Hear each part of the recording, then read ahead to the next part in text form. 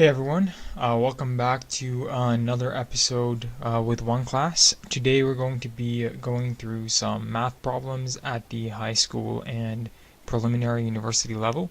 My name is Bassam, I'm an engineering graduate, and today we'll be starting off with the following first question. Okay, so question number one.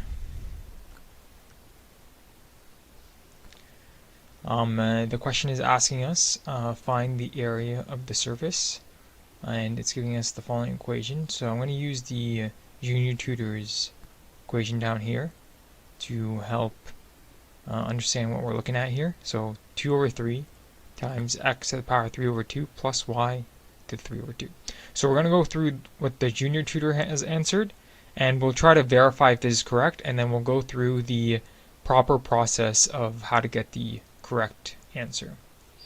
So for finding the surface area of a equation that has z, x, and y variables, and it gives us limits between 0 and 1 and 0 and 1 for y and x, we have to use the following formula. So this formula over here is the general formula for surface area when you're given parameters as shown in the question. So when you're given some equation, z equals something, and you're given some limits, you use this formula down here. So we start off with this equation, and then we take the partial derivative with respect to x of this equation, and then partial derivative of this equation with respect to y, and then the Junior Tutor gets these answers, and then the Junior Tutor just substitutes these values into the equation. You end up with this, and then you have to take two integrals. So you're going to do a double integral calculation to find the surface area value. So you can see that the first limit 0 to 1 and the second limit 0 to 1 from over here, the limits over here. And then these are just substituted in to get 1 plus x plus y, taking the first integral to get this, and then simplifying, substituting the values, and then they end up with this question. So we'll verify this, so we'll go through the similar process. So the Junior Tutor uses the correct equation for surface area, so we'll write that down over here. So S is equal to the double integral of r square rooted of 1 plus the partial derivative with respect to x squared plus the partial derivative of z with respect to y squared, and we'll make some space over here, and this is square rooted, and then we have dy,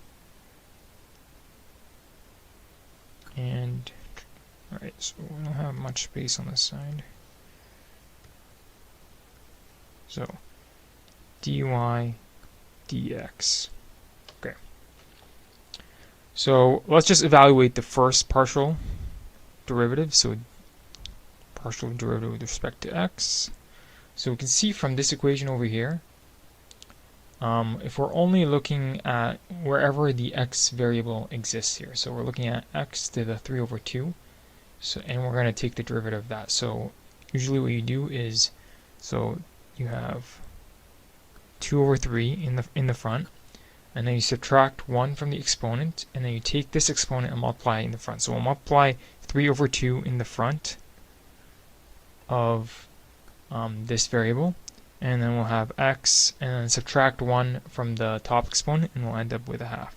So we're taking the partial derivative, and then since the next component doesn't have any x variables, this is more of, you can think of it just as a constant, and you can just kind of say the derivative of that will just be 0 when we're taking the partial derivative with respect to x. So here we end up with this. The 2 over 3 and 3 over 2 cancel out, and we're just left with x over x to the power of a half. So this is the correct partial derivative that's obtained. And then we'll do the same thing for the partial derivative with respect to y. So here, similar idea, we're looking for the y variables. So in the first component, there's no y variable, so the derivative of this is just 0. So, and then we're looking at the second component, so the derivative of y to the 3 over 2. Same idea, we have the constant in the front, so we'll keep that. And we'll take the 3 over 2 in the exponent and multiply out in the beginning. And then we subtract 1 from the exponent and we write out 1 to the half. And then we just evaluate and we'll end up with 1 to the half. So this is the correct partial derivatives. Now all we're going to do is substitute into this master equation. So we'll substitute that into this. So I'll clear the page. So it's still number 1. And we'll have s is equal to, so from 0 to 1 and 0 to 1, which is obtained over here. So if they're giving you different limits, maybe they have a 2, then you'd write 0 to 2 and 0 to 1. But here we have 0 to 1 for both. Integral from 0 to 1. And then you have the square root of 1 plus x to the power of a half squared plus y to the power of a half squared, and then dy dx. Alright, now we're just going to evaluate through, so we'll have double integral, and we'll end up with 1 plus x. So we have, here we have 2 times 1 half will just give us 1, so this cancels out, and we end up with just x, and then plus y, similarly for y. So you can see over here, a half times 2, and that'll give us the y, and then we have dy dx. And now we're just going to evaluate it just like as a regular integral. So here we can see that the junior tutor used dy, so we evaluate the integral with respect to y first. So we can do that, but it doesn't. The order doesn't really matter. But we'll do it this way. If you do it with first with dx or dy, it'll be the same answer. So here we have 0, 1. And then the integral of the square root of 1 plus x plus y. So we know this is also equivalent to, let me just erase this here. So this is also equivalent to all of this to the power of a half. Okay? So we'll do the same process. So we multiply, we'll do the opposite process here. So we add 1 to the exponent, so we know we'll get 1 plus x plus y to the power of 3 over 2. And then we need to think about the constant that we put in front, so such that if we did the derivative, we would end up with we'd end up with a 1, and that would be 2 over 3. So 2 over 3 times 3 over 2 is just 1. So that's kind of how we figured out the integral, because we have a 1 up here. So there's nothing up here. So if we did the derivative of this, we'd end up with this. And then we have to take the integral of, I guess, the inside component. Or sorry, no, this is the correct integral. So that's all you have to do for the integral here, because there's only one variable. So we have just the y, and it's to the exponent of 1. So for this integral, that's all you have to do here. There's no further, so if there was a more complex function on the inside of the brackets, then you might have to do a more complex integral. But for this one, you just evaluate it as such, and we end up with this evaluated at y equals to 0 and y equals to 1, and then we have the dx. So we'll do that first, so we'll evaluate it. So we have the integral of 0 to 1. And then we can take out the 2/3 and put it in the front. So we'll erase that. So we have equals 2/3. So we can do that with just constants. And then we have for the first component, so when we substitute y equals to 1, we'll end up with 1 plus, so we'll put this in brackets, plus x plus 1. This is 3 over 2. And then minus 1 plus x plus 0, 3 over 2. And then this is dx. And we'll go one more step, 2 over 3. The integral from 0 to 1. And we end up with 2. Let me just redo that. We end up with x plus 2, 3 over 2, minus 1 plus x, 3 over 2 dx. Okay, so we verified up to this step, so we get the same solution here. So we get the same. Now we have to take the integral with respect to x, so I'll clear some space up top.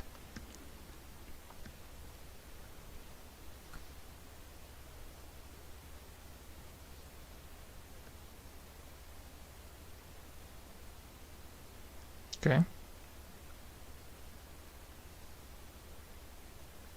Okay, so we have equals 2 over 3.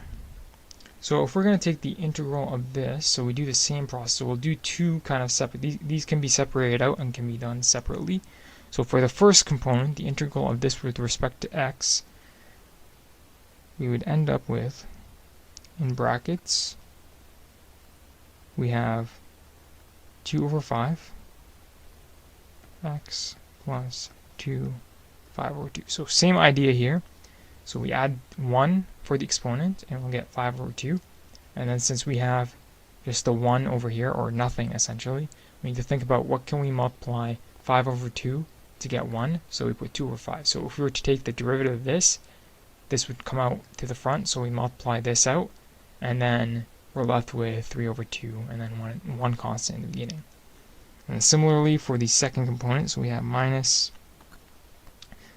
2 over 5, 1 plus x to the power of 5 over 2,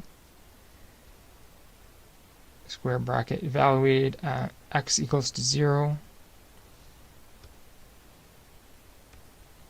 Sorry. So 0 and 1. Okay. Okay, so we can take the 2 over 5 and factor it out to the front. So we can take 2 over 5 for both components.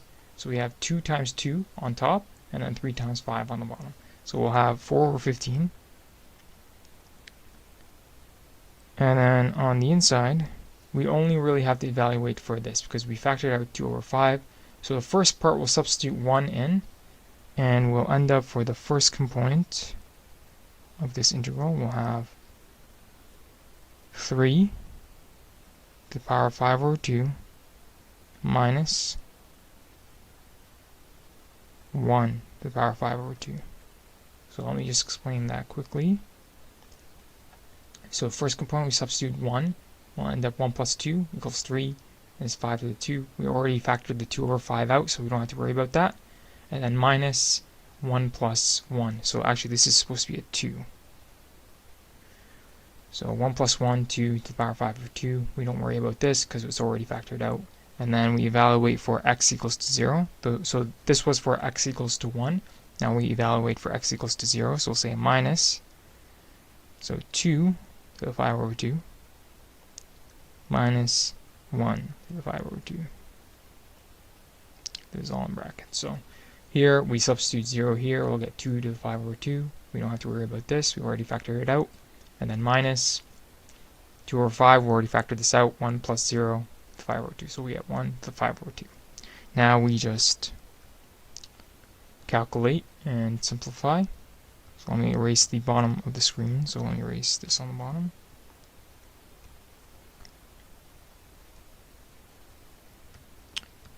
Okay. So we'll end up with 4 over 15 in the front in brackets. So we have the 3. Can't really do much with that. We can just leave it as it is. 3 to the 5 over 2. And then we have negative 2 to the 5 over 2. And then minus 2 to the 5 over 2. So this would be 2 times this. So we would have 2. So this would be minus 2 times 2 to the 5 over 2. And then we're left with plus. So negative minus and negative will be just a positive, and then we just have 1, 5 over 2. So we know for here, the actual exponent here is just 1. So when we're multiplying like these in this format, so if we have a to the power of something times a to the power of something, we would just add the exponents. So here we would have 2, 7 over 2. And the rest will stay the same.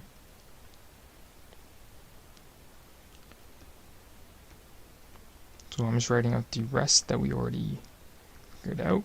So we're left with this. So this would be the final answer. So looking at this, so another thing that you can simplify here is 1 to the power of anything is just 1. So we can actually erase this exponent, because we know anything to the power 1 to the power of anything is just equal to 1. And we can calculate this with our calculator, or we can leave this as our final answer, but we'll double check that this is correct. So let's just plug this in. So we have 4 divided by 15 times 3 to the power of 5 divided by 2 minus 2 to the power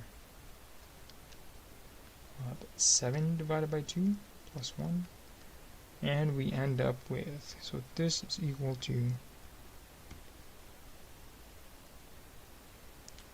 let me erase some stuff up here.